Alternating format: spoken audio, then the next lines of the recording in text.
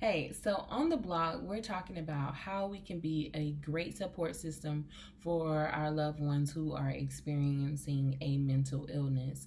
I know me, myself personally, I've been in situations in which I've, um, you know, known a friend or a loved one to be depressed or experience a mental issue, and I felt ill equipped to aid them in just even being a good listener, right? I felt awkward about broaching the situation or the conversation around their mental health issue. And so I wanted to talk to someone about how we can be a great support system for our loved ones who are experiencing mental health issues such as depression, anxiety, or what have you. So I spoke with Sh'Niqua Alford. Sh'Niqua is a licensed clinical social work and registered play therapist in Arlington, Texas, with over 15 years of experience in the social work field.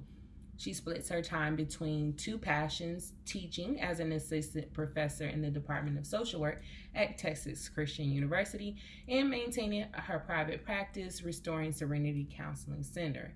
Sh'Niqua is passionate about mental health in the Black community and is currently pursuing a doctorate in social work at Barry University. Shaniqua's research focuses on mental health disparities in the Black community and reducing the stigma of mental health issues and increasing awareness of mental health and wellness among the Black women.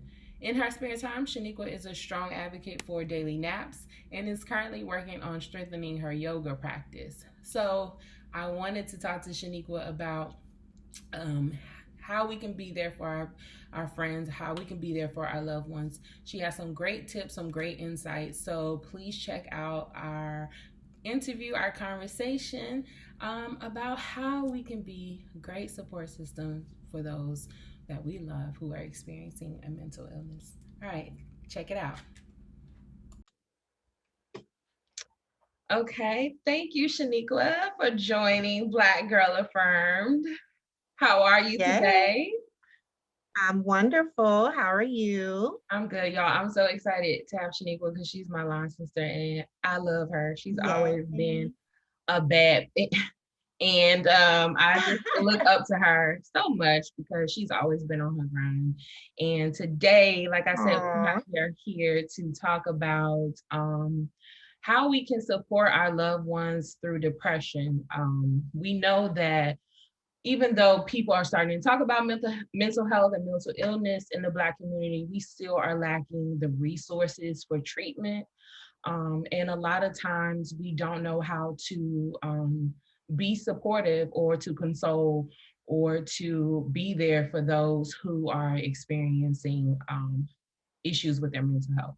So I brought Shaniqua on here to give us some tips and some guidance on how we can be better support systems for our loved ones. So my first question for you, Shaniqua, is um, like I said, we don't often have the access to resources to diagnose if we are depressed or not, outside like going to a clinical professional. How can we identify if I'm depressed versus I'm sad or in a funk or, you know, that type of thing? How do I identify that in myself and in Yeah. others? Yeah, definitely. So, really good question. Sadness is a very normal human emotion. So, experiencing sadness is a very natural experience of life. And so, it can happen really anytime we have any type of emotional hurt, any type of pain, any type of disappointment. And when we're going through a bout of sadness, we can still find some period of joy, some type of happiness that can come and go. And so sadness usually passes with time. And often with sadness, it does have like a specific trigger, a specific event that might have happened. And so sadness is really just one element of depression. So when you think about sadness, think about it as a temporary change in your mood. But depression, it really changes your life. It changes your entire life. And so when someone's going through depression, things just they just aren't the same. Things that you used to love may not be enjoyable anymore. Depression can affect your appetite. It can affect your motivation, your sex drive, your sleep. So you can feel depressed and then not be able to really even articulate why. So with depression, there's really not always a trigger. There's not anything specific that had to happen for you to feel that way. So one of the most important distinctions with depression is that it does cause some type of impairment in our functioning. So usually we see that socially, we see that maybe at work, maybe we're not performing like we normally do. Maybe our relationships are impacted. And so oftentimes with depression, it can be debilitating. So that's really one of the big differences. Depression tends to be more long term, um, and it can come and go throughout life. So you might go through depression during adolescence. You might be fine for a while, and then you might experience it again in adulthood.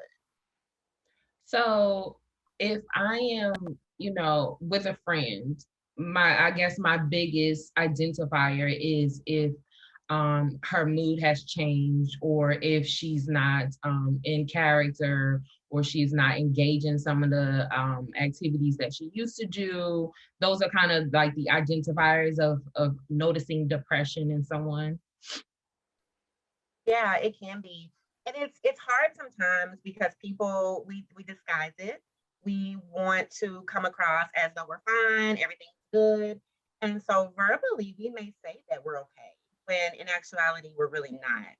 And so usually with a friend or a loved one, you may be able to pick up on some of those signs, something that just doesn't seem to be the same, or you've noticed some changes in their behavior over time. Yeah. I mean, you touched on the fact that oftentimes people say that they're fine and they're really not fine. And I feel like, especially in the Black community, for Black women, we use this trope or this stereotype that we're strong and we resilient and we got everything. And Mhm. a lot of that is in part because, our ancestors had to do a lot of compartmentalization, and they didn't have time for Exactly. recognizing trauma or triggers. Like, they were focused on survival. But now we have the luxury of talking about these sort of things and moving past it. So do you think, even in this like new age of people coming out of those old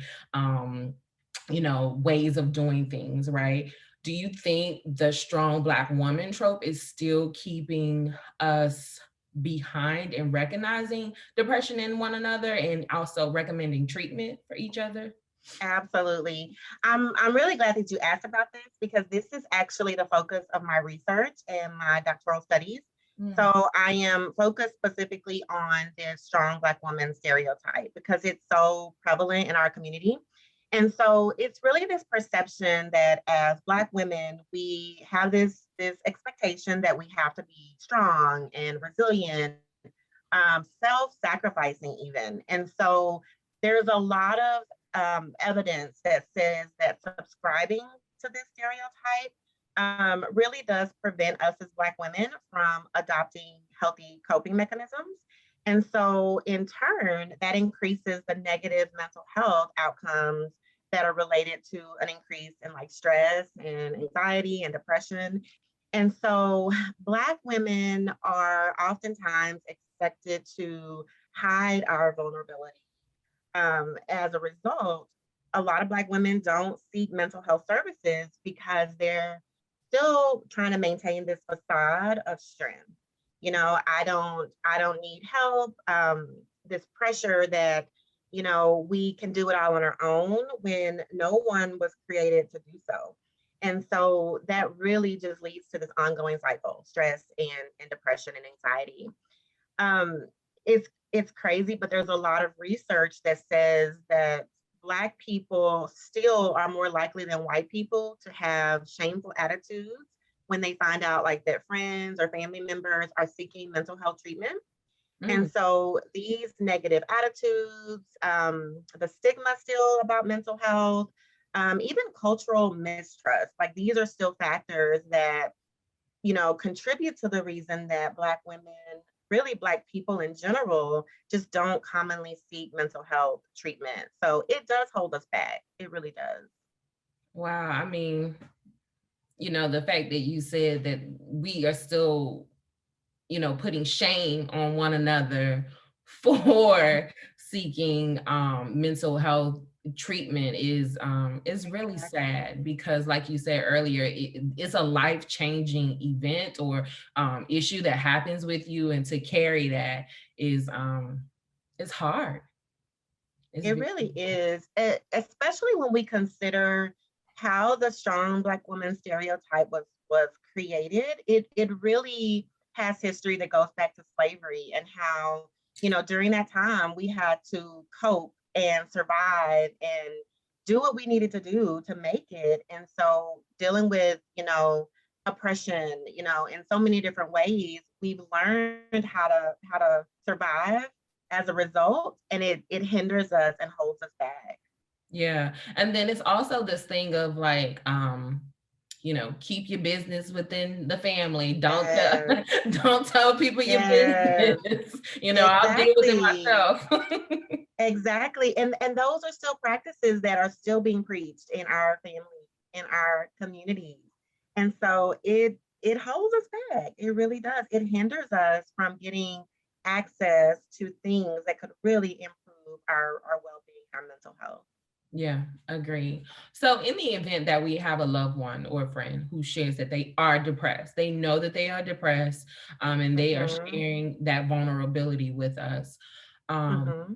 how can we support them as someone who may not be experienced depression or may have never experienced a mental health issue before, but that's rare. Like, people think that they haven't, but they more than likely have. But They more than likely have. for someone who can't quote unquote identify with depression, how can you support them when they are sharing that piece of information with you?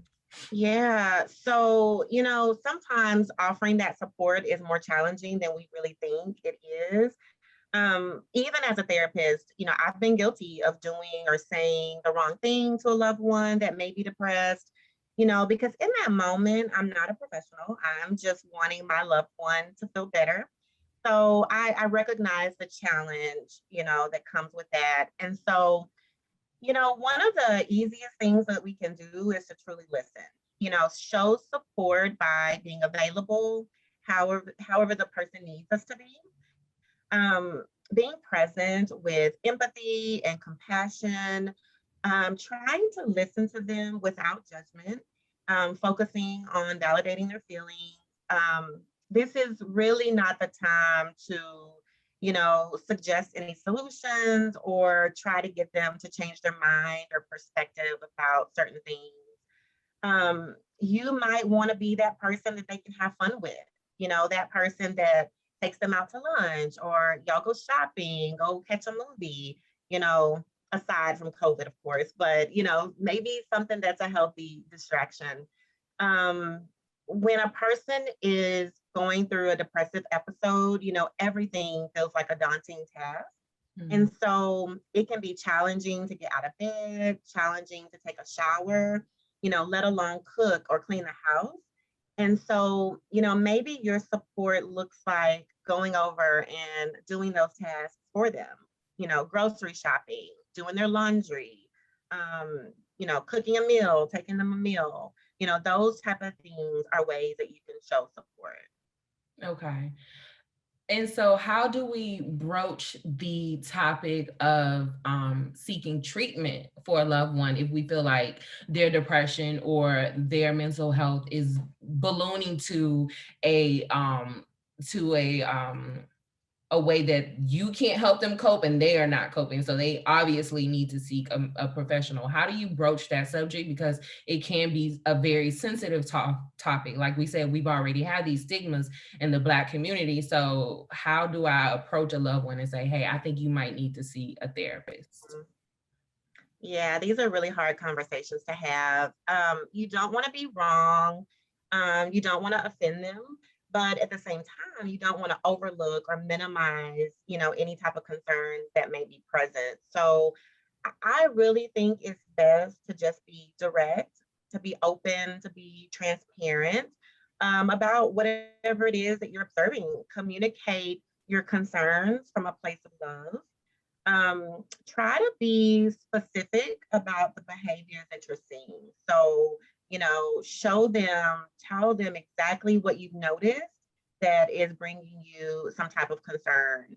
Um, you really need sometimes that may not be enough. And so if you feel like they need an objective person that can help them process or help them kind of work through what's happening in their life, then maybe show support for therapy. Maybe do some research on your own of the benefits, and maybe that'll encourage them to go.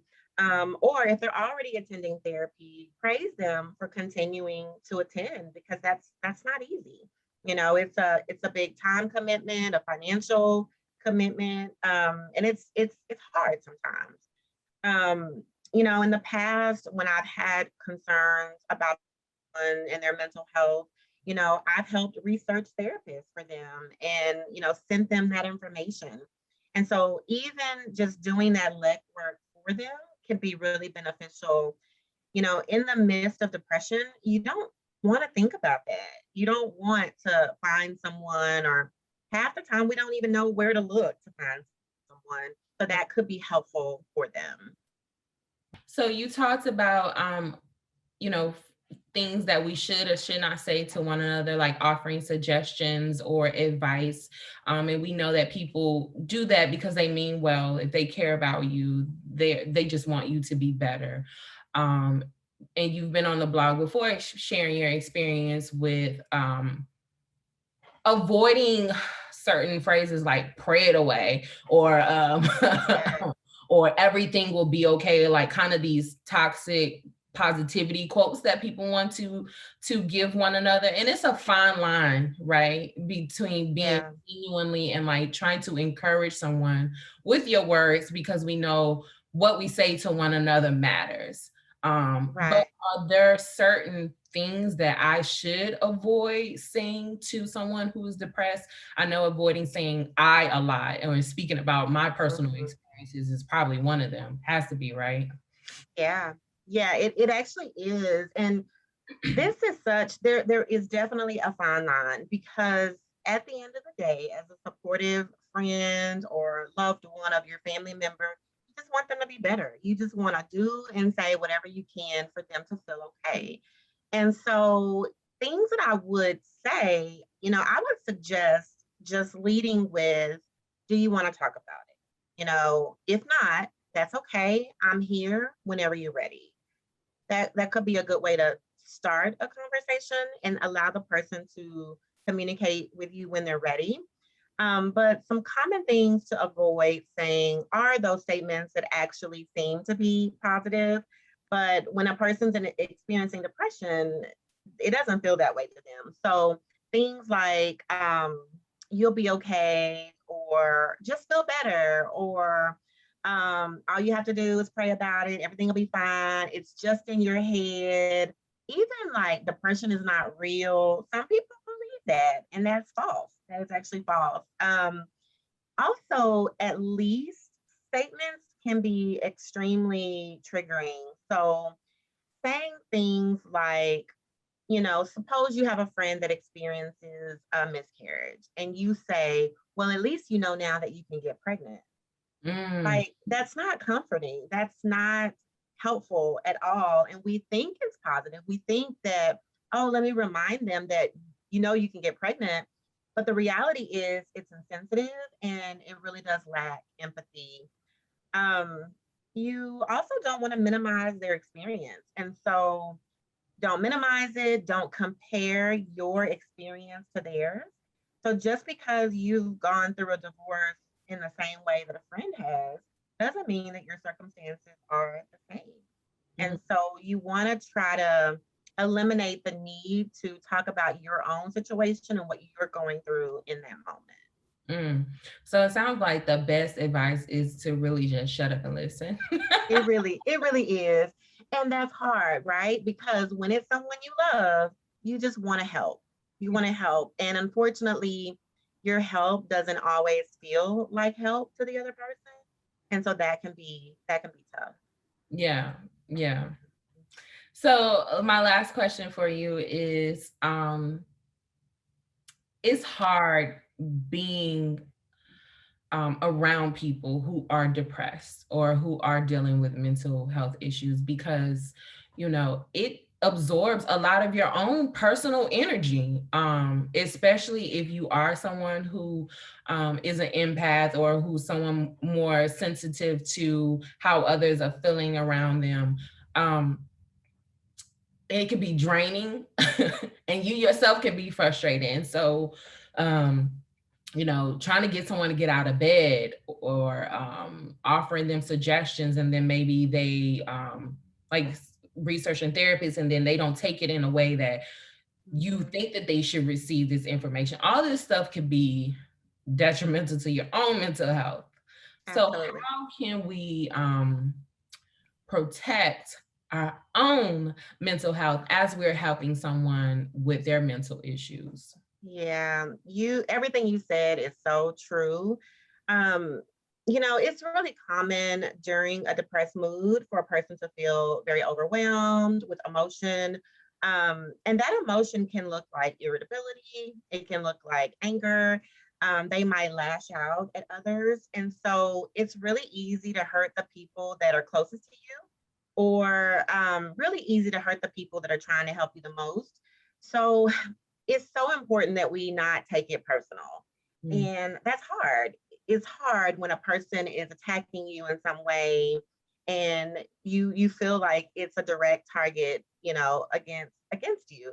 mm, And so as the person that is supporting a friend or a loved one that's experiencing depression, it can be hard. But you have to stay in tune with yourself, stay in tune with your own needs, and so sometimes it may be necessary to pull away, insert a bit of distance between you and that person. um, Pay attention to how the relationship makes you feel. If you notice that you're starting to become angry or resentful, maybe you're becoming impatient with that person, then take that as a sign that it's time to offer a little bit of space. You mm, know, Something that I've learned personally is that sometimes you have to pull away, sometimes you have to disconnect because you have to maintain your own peace and you have to preserve the relationship in some way. mm. And so set boundaries, maintain your own self care. Just because a person that you love is experiencing depression, it doesn't mean that it's okay for you to be their emotional punching bag. Mm, So, doing whatever you need to do to make sure that you're a priority and, help how you can, but know that ultimately it's not your place to fix anyone. And mm. so just maintaining that boundary, which is hard to do. It's very hard to do. And it sometimes can, I know for me personally, I've experienced where, I've known people who have probably been depressed and have not even shared it. But Mhm. me myself, I was like, I am not in a mental space to even help you, and feeling like that tremendous guilt because it's like I can't even be there for you in a way that I wish I could be. And Absolutely. I wish I was more supportive. And it makes me feel bad because I feel like, oh, well, that person needs me more than I need myself. But we really can't Yeah, look at it from that point of view. you Um, can. You especially can. when, so a question for you is, people experience a mental health issue, but how do we know that they're going to take it to the point of them harming themselves? Like, are there things that we should be Mhm. watching, phrases that we should be observing that they may say that would lead them to, that should trigger in us, they may be trying to hurt themselves or maybe wanting to hurt themselves? Yeah. You know, what I have learned in my experience is that people that may be suicidal, generally they're honest about it. Like if you ask them, they'll tell you. And a lot of people feel like, oh, I just won't ask them because I don't want to put that thought in their head, or I don't want to, assume anything. But if you have concerns, ask a person, do you have thoughts of taking your life? Have you thought about what it would be like if you're not here anymore. And usually people will be pretty honest, they really will. And so from that, once you just get that out in the open and have that conversation, you can really work with them, in a very transparent way to figure out, okay, this is outside of my scope as your friend or as your, family member. Let's figure out some ways that I can help you get connected to help. And so, you might have to go above and beyond to connect them with a therapist, or if you're truly concerned, get them to a hospital for an evaluation. You can go to any hospital at any time and they'll be able to help. And doing so, in the best interest of that person. But generally people are honest. They'll tell you, if you ask. Hmm. That's a good. Yeah. Well, thank you, Sh'Niqua, for speaking with us about this subject. It's very important. Of course. Like I say, Sh'Niqua is my line sister, and I'm so proud of her. And, when I think Aw. about growth and trying to be there for one another, she's definitely somebody I think about. And I just really thank you for sharing this type of experience Aw. with us today. You have your Sure. private practice. Can you let folks know how they can reach out to you if they have questions or concerns or seeking you as a therapist? Absolutely. So my website is www.restoringserenitycounseling.com. I'm located in Arlington, Texas. And so from my website, you can contact me, you can send me an email, and that's the best way to reach me. And I am pretty good about responding, and I can answer any questions or give you any other information. I love what I do. I love focusing on mental health. It's so important, and it's so overlooked. And so I can literally talk about this, all day. So thank you for having me and thinking of me to just give some insight about, something that I am especially passionate about. Well, thank you. Your information is invaluable. Thank you. All right. Take care. Awesome. Bye. Bye.